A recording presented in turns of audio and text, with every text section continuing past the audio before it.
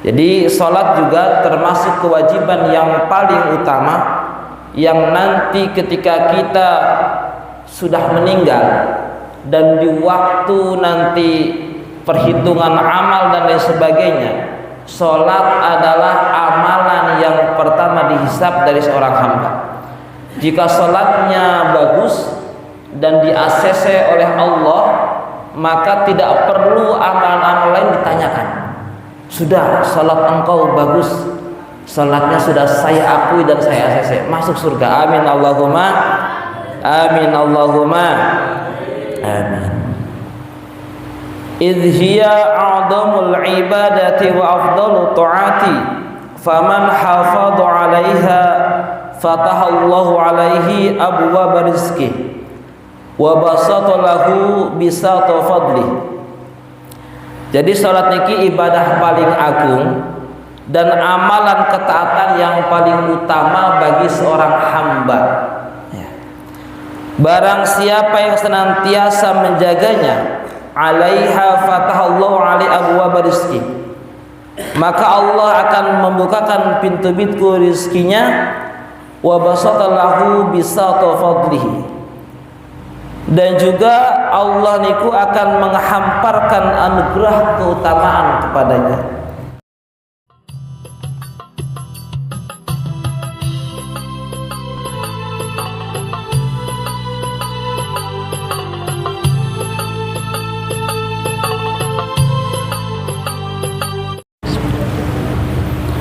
Asyhadu an la ilaha illallah wa asyhadu anna Muhammadar Rasulullah. Ibtighai mardatillah wa syuri syafa'ati Rasulillah la ilaha illallah Mustafa Rasulullah wa ala alihi wa sahbihi wa sallam.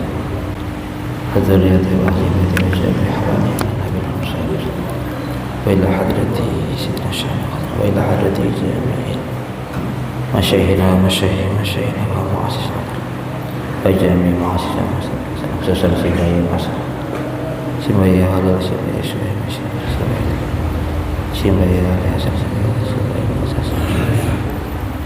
wa khususan walifat kita al-habib Muhammad bin Ali bin Umar al-Idris usulihim wa burim wa jwajim wa tanasir silatihim inna allaha yurid darajatihim bil jannah wa yarba'una bi asyarihim al-walim wa lumin fitin wa izana min nazbihim wa rizquna mahabbatan wa yatawafana wa ila jami'a al-kubur minal muslimin wal muslimat syarikil ardi ila maqadimah ila abaina wa ummahatina wa darajana wa ana khususan jami'a ahli kubur wal hadrat fi hadal majlis wa usulihim wa burim wa ajwajim wa jibri silsilatihim Allahumma gfir lahum warhamhum wa aqrib wa wasil khalahum wa ja'alna Allahumma ja'al kuburahum muradatan min ra'idil jiran wa la taj'al kuburahum.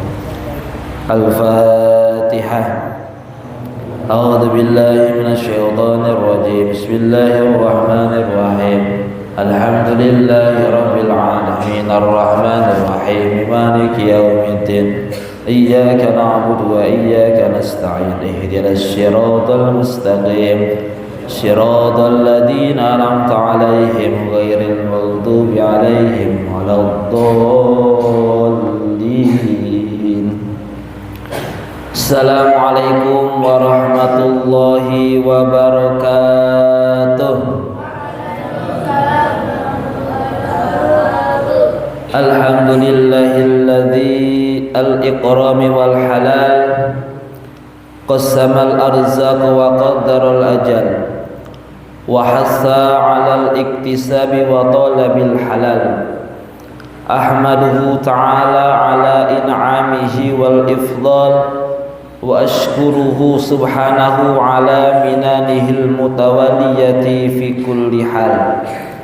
Wassalatu wassalamu ala rasulihil hadi minad dalal wadda'i ila makarimil akhlaq wa hasinil fi'ali sallallahu alaihi wa ala alihi khairi ali wa ali ashabihi wa atba'ihi ma ta'aqubat al-ayyam wal lail.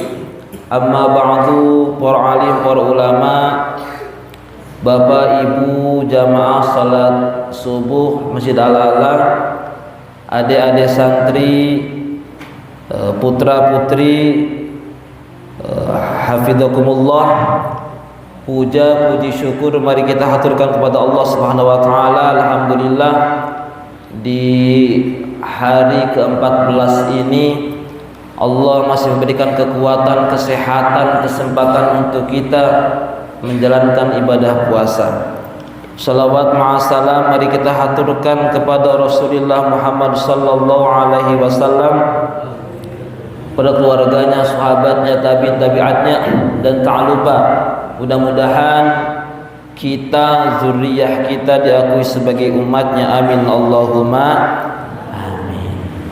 Bapak, ibu, adik-adik, mari kita lanjutkan amalan-amalan yang menyebabkan kita rizkinya terbuka dan Allah jadikan kita orang yang kaya fi dunya wal akhirah.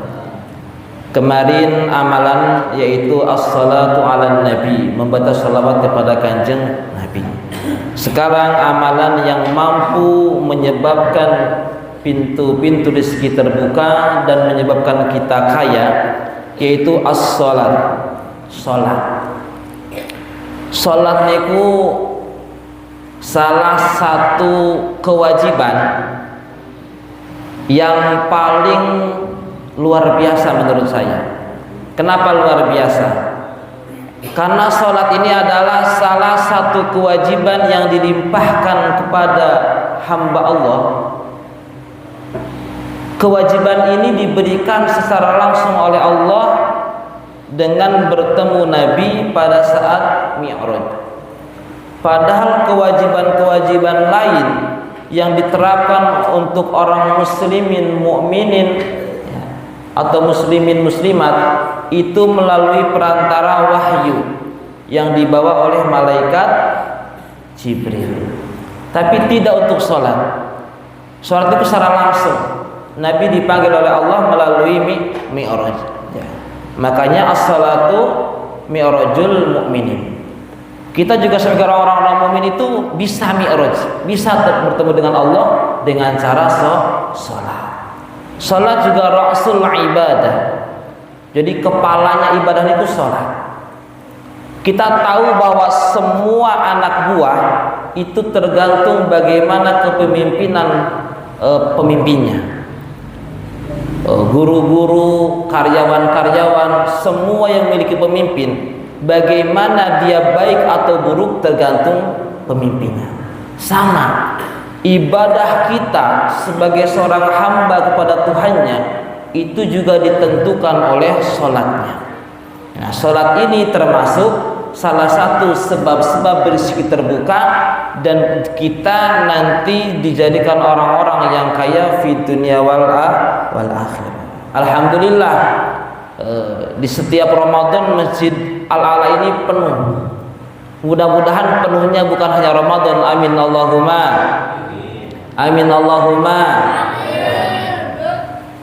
Monggo Bapak, Ibu, adik-adik ya, mari kita ingatkan diri kita untuk terus melanjutkan tradisi baik ini ya. Tradisi Ramadan ini yang begitu baik, jamaah subuh niku rame, salat isya rame, maghrib rame ya.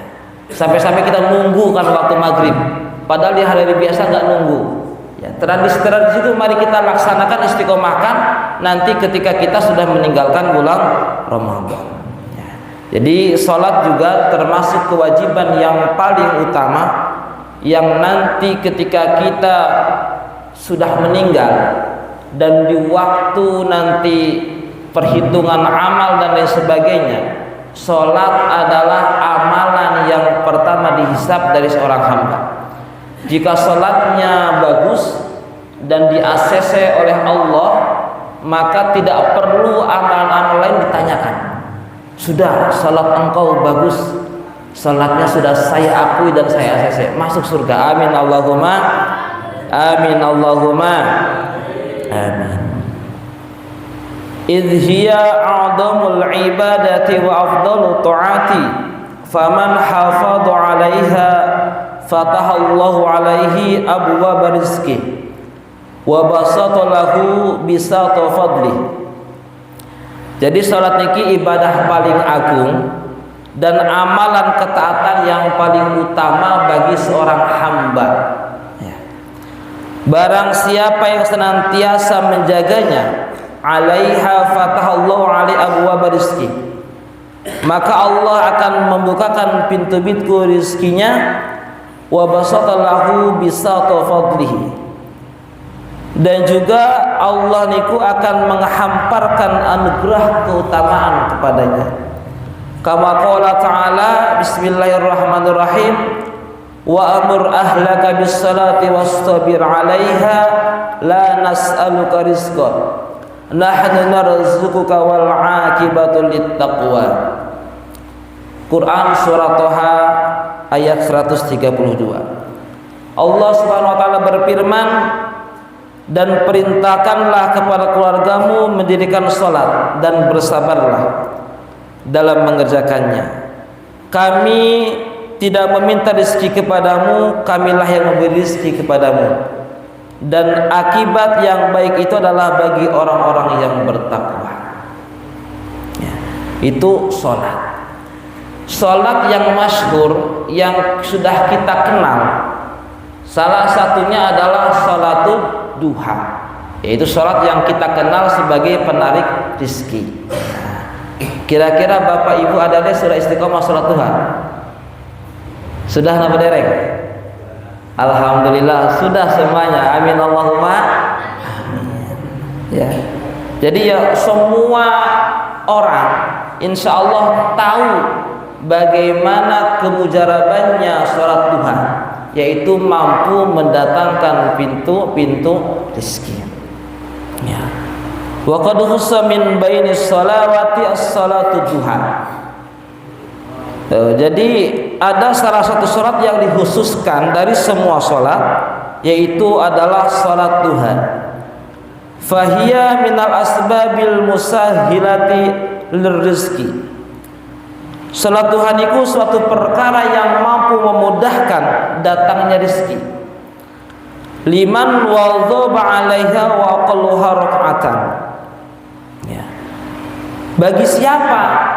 Ya, bagi orang-orang yang senantiasa istiqomah mendirikannya, wa aqalluha rak'atani.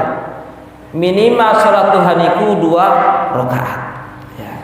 Di kitab Riyadhus Shalihin juga Nabi bersabda, karena Rasulullah sallallahu alaihi wasallam yusalli duha arba'an wa yazidu masyaallah.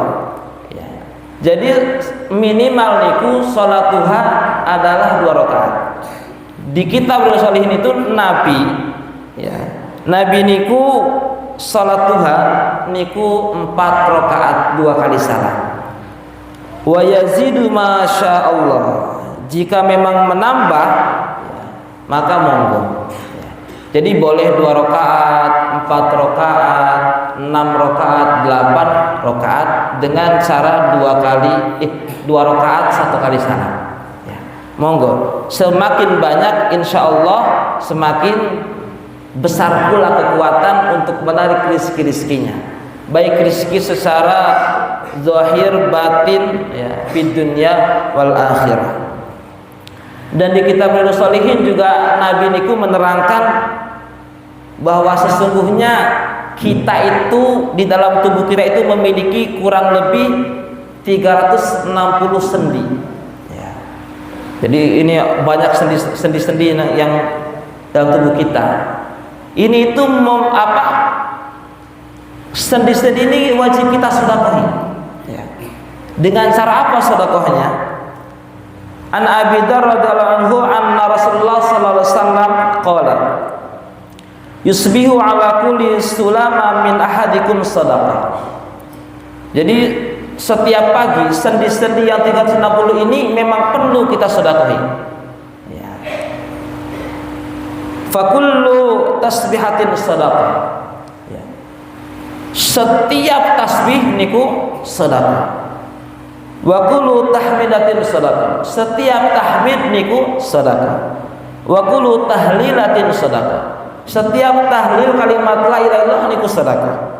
Wa kullu takbiratin sadaqah. Semua kalimat takbir sedekah. Wa'mur bil ma'rufin sadaqah. Ya. Jadi mengajak orang melakukan kebaikan sedekah. Wa nahu 'anil munkari sadaqah. Mencegah melakukan keburukan sedekah. Ya. Di akhir hadis ini Nabi mengatakan wa yujzi'u min dzalik rak'atani yarka'uhuma minad duha. Jadi boleh mengganti tasbih kita, tahmid kita, tahlil kita, takbir kita, mencegah dari perkara-perkara yang munkar, ya, melakukan perkara-perkara yang baik, niku boleh diganti dengan apa? Rakaatan yarka'uhuma minal duha. Boleh diganti dengan 2 rakaat salat duha. Jika kita tidak mampu untuk bersedekah terhadap sendi-sendi dalam diri kita dengan cara tasbih, takbir, tahmid, tahlil, ya, boleh diganti dengan 2 rakaat salat duha. Ya. Jadi di kitab fikih niku salat duha niku nanti boleh dilaksanakan niku minimal sekitar matahari niku napa terbit 2 meteran. Ya. Jadi monggo. Alangkah baiknya malah ba'da salat subuh, zikir, iktikaf, ya. Terus sampai nanti matahari terbit sekitar 2 meteran, ya, nanti salat isyraq, terus salat napa dilanjutkan dengan salat duha. Niku pahalanya bagaimana orang-orang itu melaksanakan haji dan umroh. Ya. Tapi jika kita punya pekerjaan, punya kewajiban yang lain, ya, bisa dilaksanakan di waktu-waktu nopo senggang. Dan di hadis yang lain, riwayat yang lain, bahwa paling utamanya salat duha niku diperkirakan antara waktu jam 9 sampai jam 10. Ya, niku paling utamanya. Ya. Karena memang di waktu-waktu itu juga waktu-waktu yang krusial. Para guru mengajar, ya, mungkin waktu istirahatnya sebentar bisa digunakan. Orang-orang bekerja istirahat sebentar. Maka di situ paling utamanya di waktu jam 10 sampai jam 9 sampai jam 10. Monggo mudah-mudahan Bapak Ibu adik-adik kita semuanya diberikan kekuatan untuk istiqomah melaksanakan salat-salat yang wajib dan juga salat-salat sunnah yang lainnya. Selain salat duha niku 2 rakaat wa aktsaruhuma samanun wa qad qila fiha. Jadi maksimalnya niku 8 rakaat. Monggo boleh milih 2, 4, 6 atau 8. Tapi maksimalnya adalah 8 rakaat. Jika orang-orang tersebut melaksanakan salat duha la ginan ma'az zina wala faqran ma'ad duha. Insyaallah tidak ada kekayaan dengan zina dan tidak ada kefakiran dengan salat duha. Ya, jadi ketika kita melaksanakan perkara-perkara yang batil, walaupun kita diberikan nikmat secara zahir, orangnya kaya, ya, itu namanya istizrad. Ya. Itu lagi napa Allah niku memberikan sesuatu yang terus menalaikan dirinya terhadap Tuhannya. Tapi jika dibarengi dengan ibadah-ibadah, kekayaan yang Allah berikan itu memang sebuah nikmat yang diberikan sebagai hadiah oleh Allah Subhanahu wa taala. Jadi untuk menanggulangi perkara-perkara tersebut, mari kita barengi kerja kita dengan ibadah-ibadah kepada Allah Subhanahu wa taala.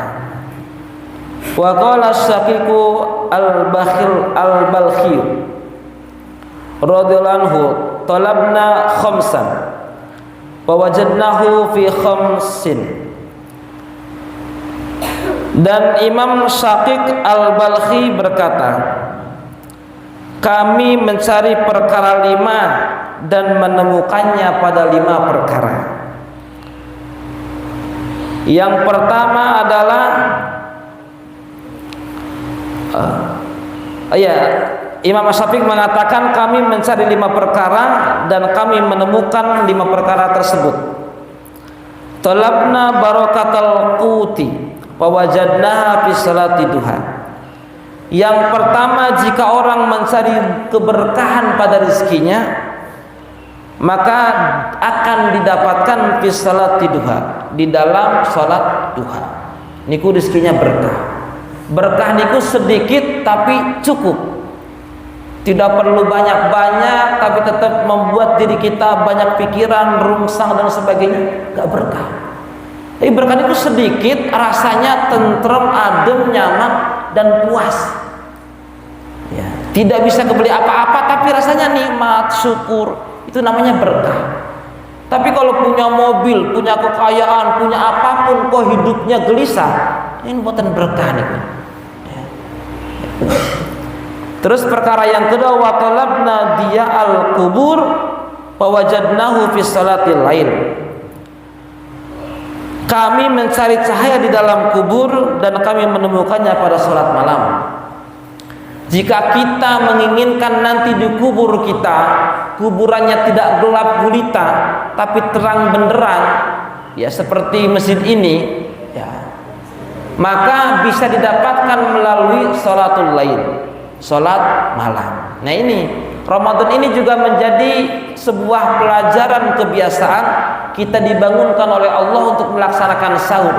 Dan tidak mungkin kita hanya melaksanakan sahur eman-eman. Kita bangun dulu, ambil air wudhu, sholat lail dulu, sholat malam dulu, sholat tahajud, baru diakhiri dengan sahur. Karena sahur ini disunnahkan adalah diakhirkan mendekati sholat subuh. Perkara yang ketiga, wa talabna jawabul munkar wa nakir fil qabri fawajadnahu fi qiraatil Quran. Siapa yang menginginkan nanti mampu mudah menjawab pertanyaan munkar nakir, ya, dia akan mendapatkannya fi qiraatil Quran. Ya. Jadi orang-orang yang dekat dengan Quran, ahlul Quran, ya, itu nanti kan akan mensyafaati li ashabi. Jadi Quran juga mampu menyafaati. Selain memberikan kekuatan kepada lisan kita untuk menjawab semua pertanyaan, walaupun kan bocorannya sudah diterangkan sama ustaz-ustaz kita kayak kita. Yang awal tanyakan kan siapa Tuhanmu? Sekarang kita bisa jawab Allah. Siapa nabimu Rasulullah? Apa agamamu? Sekarang kita bisa praktekkan, hafalkan dengan sebegitu lanyahnya. Tapi tidak nanti ketika dalam kubur. Bukan hafalan yang kita ingat selama kita hidup, tapi tergantung amal ibadah. Salah satunya yang mempermudah orang untuk mendapatkan kemudahan lisannya menjawab pertanyaan-pertanyaan nakir, yaitu adalah dengan menistiqomahkan qiraatul Quran. Ini dimanfaatkan di Ramadan. Napa Ramadan? Niku pahalanya niku lipat gandakan. Syukur-syukur mampu 1 hatam, 2 hatam, 3 kali hatam, 30 juz. Bagaimana tidak mengerikan pahalanya? Padahal kurang lebih Quran niku 1.025.000 hurufnya. Niku dikalikan mawon minimalnya orang niku darus niku punya wudhu. Niku 25 kebaikan. Monggo Bapak Ibu nanti pulang ambil HP, hitung kalkulator. Niku gambaran orang-orang yang hatam 1 kali hataman di bulan Ramadan. Belum lagi dengan fadilahnya Ramadan tambahkan lagi. Masya Allah. Mudah-mudahan kita mampu. Amin Allahumma. Amin Allahumma. Amin. Yang keempat, wa talabna ubur as-sirat fawajadnahu fi shaumi was-sadaqah. Siapa yang menginginkan nanti mampu melewati jembatan sirat, ya. Sirat niku satu jembatan yang digambarkan itu kecilnya bagaikan rambut kita, itu dibelah menjadi 7 bagian. Kita nggak bisa bayangkan rambut yang sekecil ini tuh dibelah jadi 7 bagian, kira-kira kecilnya kayak apa? Dan itu dilewati. Tapi insya Allah bagi orang-orang yang istiqomah saum, istiqomah sedekah, nanti Allah mudahkan langkah kakinya melewati sirat itu. Amin Allahumma amin. Dan yang terakhir, wa talabna tilal ars wa wajadnahu fil khalwah. Jadi barang siapa yang menginginkan naungan arsy-Nya Allah pada hari kiamat, maka bisa didapatkan fil khalwah, di dalam khalwat. Ya, jadi monggo Bapak Ibu yang sudah mungkin sepuh, sudah santai secara keduniaan, monggo jadikan mungkin kamar pribadinya untuk khalwat, untuk zikir tanpa gangguan duniawi, ya, atau mungkin di beberapa punya tempat khusus untuk khalwat, hanya khusus kita dengan Allah untuk melakukan munajat mujahadah, ya. Itu biasanya para alim ulama, para masyayikh yang sepuh-sepuh niku punya satu tempat untuk khalwat, untuk menikmati hubungannya dengan Allah.